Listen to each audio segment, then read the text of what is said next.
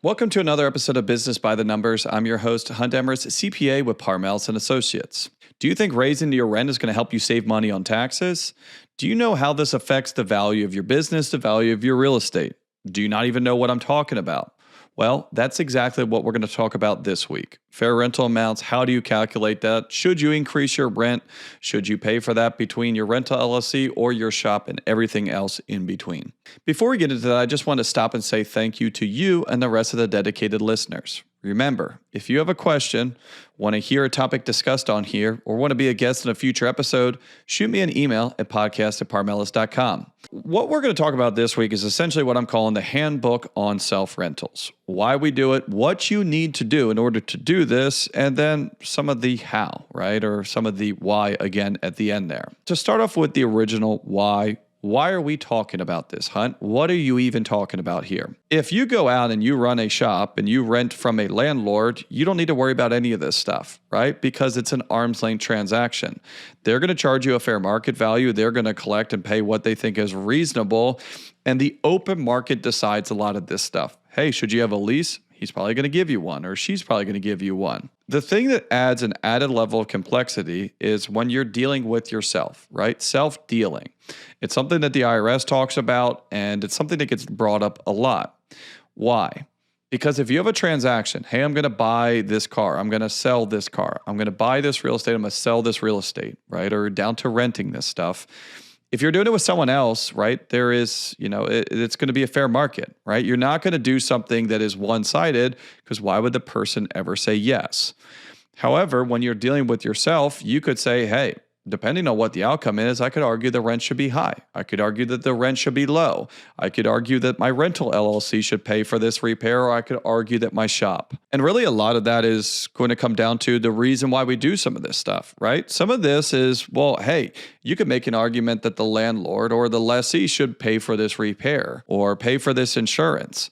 So some of this stuff comes down to, hey, we have some flexibility now that we're self-rental, so let's use that to our advantage. The whole idea here is, right, we have legal protection because we want to split up these two, and we got to figure out what makes sense. Before we get too far on it, I have to mention the legal protection. Now, if you don't know why we need to have the legal protection of this, we've done episodes on this in the past, but I'm going to give you the down and dirty, simple 30-second explanation of this. If you own your real estate personally right now, this is a wake-up call to stop listening to this episode and go transfer that into an LLC name. Now, like we talked about in previous episodes, there's a little bit more to this, but the general idea is this. If you are renting from yourself and someone slips and falls in your parking lot, they're suing you. They're suing your family. They're suing you personally. You own that.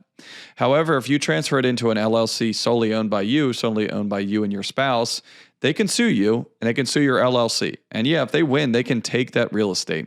They can't take your cars. They can't take your primary home. They can't take your personal accounts, right? So the whole idea here that we're doing this is legal protection. If we have the idea on here that we are doing this for legal protection, a lot of what we're talking about here is making sure that you're doing this in a manner that doesn't jeopardize that legal protection. We'll talk about here in a second.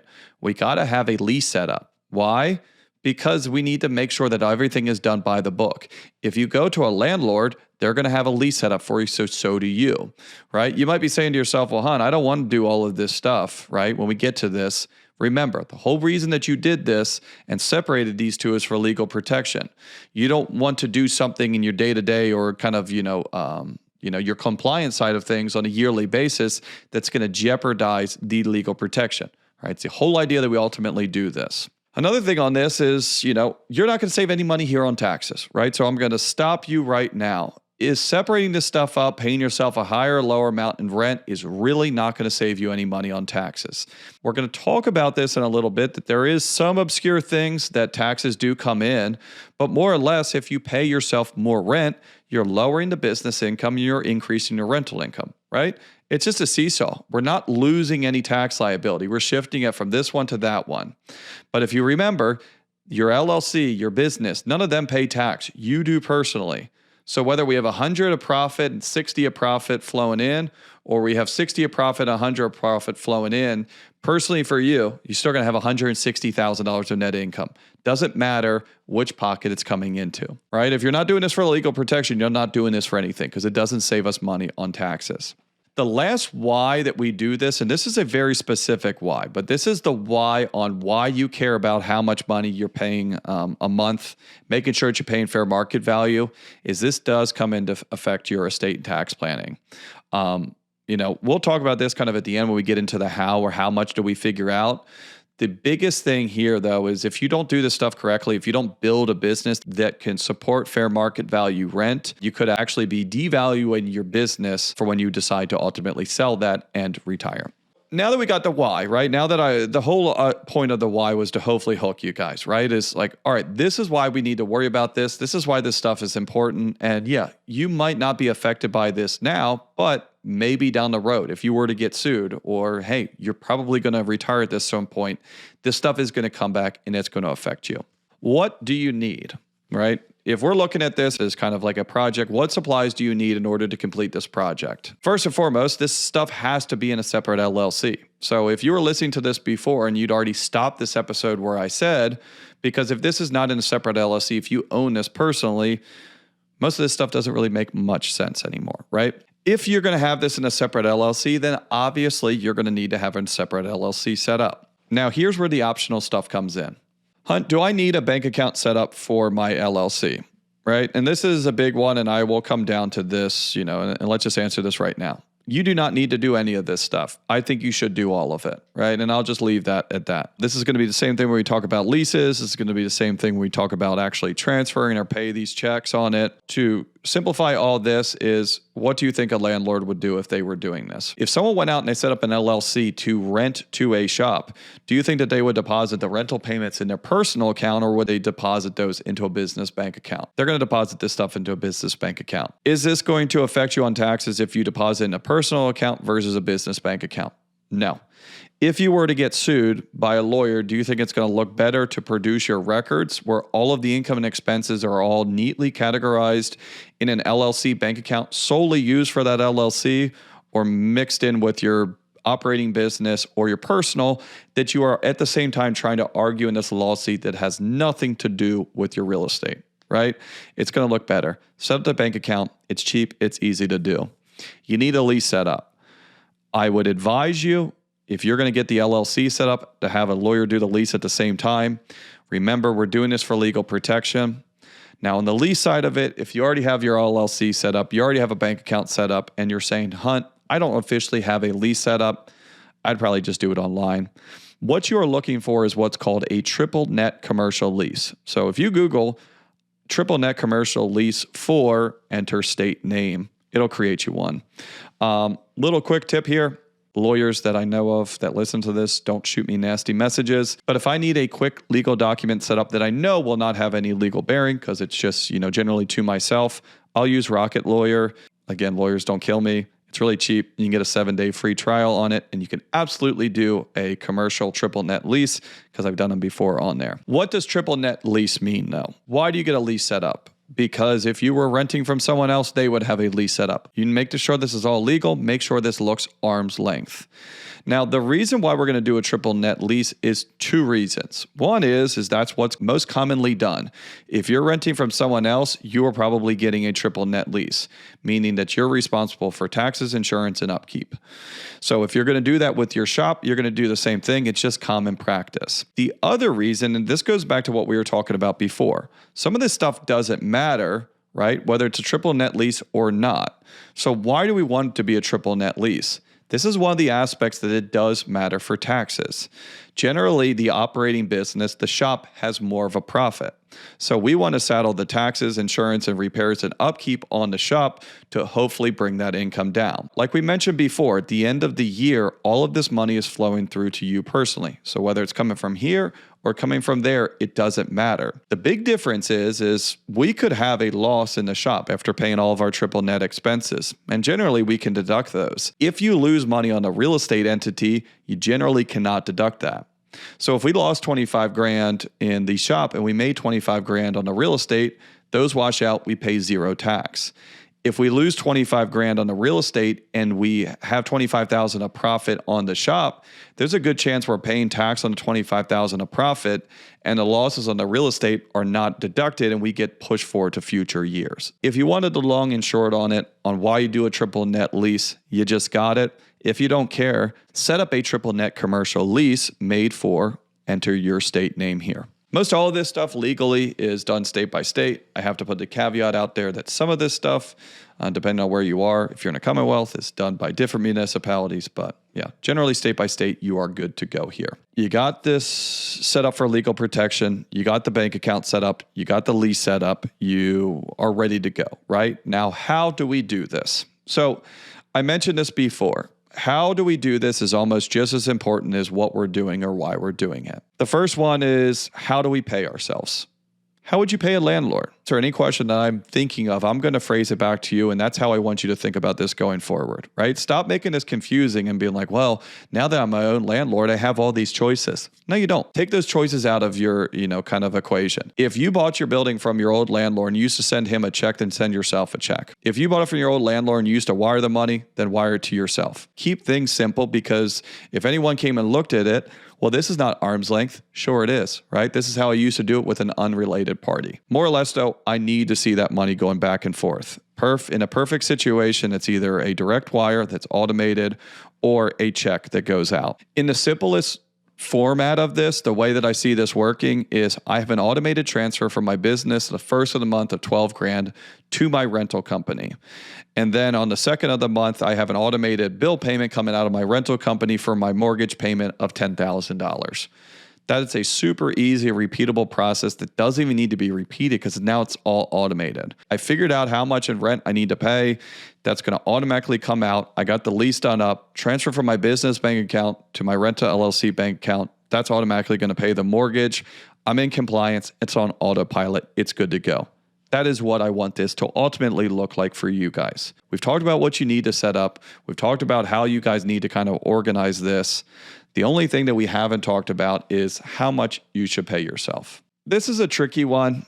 And, generally, if you're looking at this stuff, the overall thing is the higher the better. Again, there is some ambiguity to this. And you could look at yourself and say, Hunt, there's an argument I could pay myself $6,000. There's an argument I could pay myself $8,000.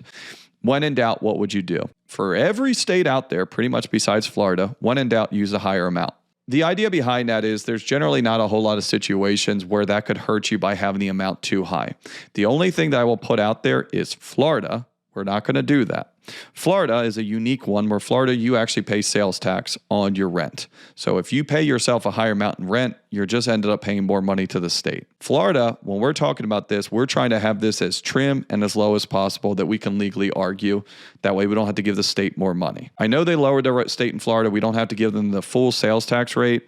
But yeah, it's the only state that does that I'm aware of. It might be a local municipality that, applies a rental tax and stuff. But from a state level, you guys got it lucky that you guys don't have state income tax. But yeah, for some of my clients that pay themselves a very fair rent, that can get pretty expensive. Now, for the rest of you guys out there, how do you figure out how much rent you should be paying yourself? If you want to do it official, it is an easy one, right? Go ask a real estate agent. Right? They can go out and they can do a fair market value analysis and they can give you an exact figure of what you should be charging yourself for rent.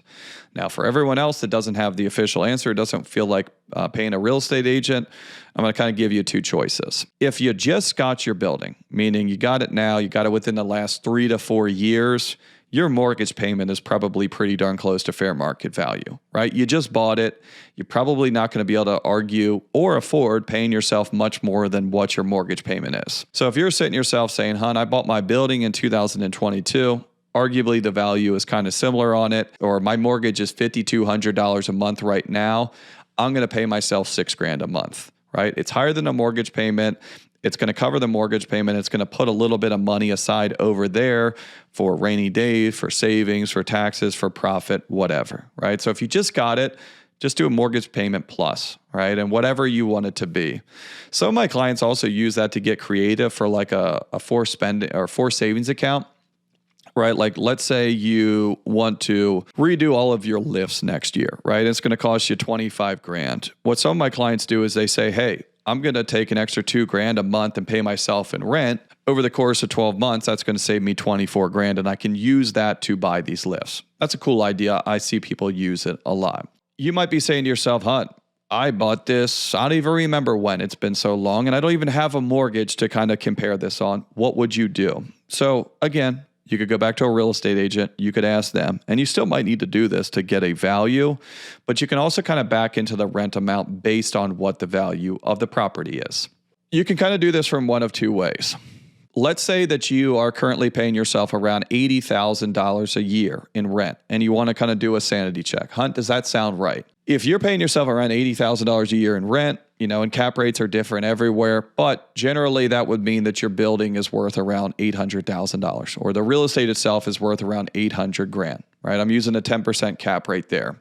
So if you're paying yourself $80,000 a year and you think to yourself, well, hey, my building's probably worth $750,000, $825,000, yeah, you're right in the ballpark. If you're thinking to yourself, no, Hunt, my building's worth $1.6 million, then your rent's probably about half of what it should be. Now, the same flip side, maybe you know kind of what your building is worth. You don't know what it should be rented for, right? Hey, hon, I know my building is worth around $1.2 million. Well, if your building is worth around $1.2 million, you should be paying yourself around $10,000 a month or $120,000 a year. Again, your cap rate where you are might be 7%. Your cap rate where you are might be 12%. Using that 10% is going to be a very good rule of thumb, get you pretty close. And like I said, if anything, and you're not in Florida, go on the higher side, right? If you're looking at yourself and, man, it should be probably, $8,000 to $9,000 a month on rent, do $9,000. It's generally never going to hurt. And the same flip side of that. If you're looking at something that's $8,000 a month and it really should be $9,000, that is really not going to change much at all. Again, the whole idea of this episode at first was to get you interested on it. To kind of wrap all this stuff up, I'll leave you with a little bit of a cautionary tale of someone that recently kind of got burned by this. Was taking a look, was doing a valuation for a company, and on average, he was making around $200,000 to $300,000 of profit a year. Some of you guys heard this story, so I'm going to very simplify this.